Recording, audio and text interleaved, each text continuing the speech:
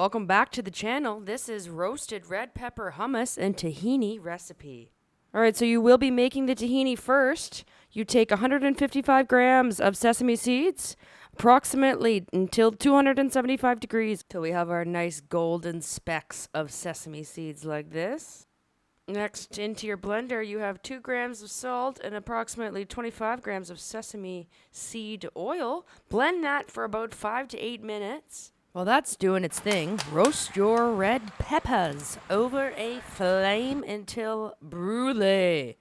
Alright, put them in a bowl with a lid on it and let them steam for about 5 minutes. Go back to the tahini.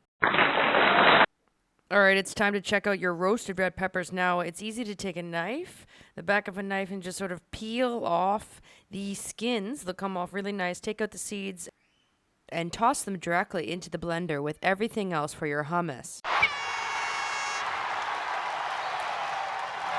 Blend on high until creamy, about 4 or 5 minutes. And there you have it, folks.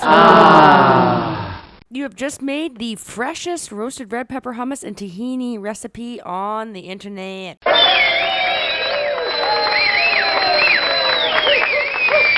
Thanks so much for watching my videos. For recipes and more scientific information from the vegan food scientist, check out my website and social platforms.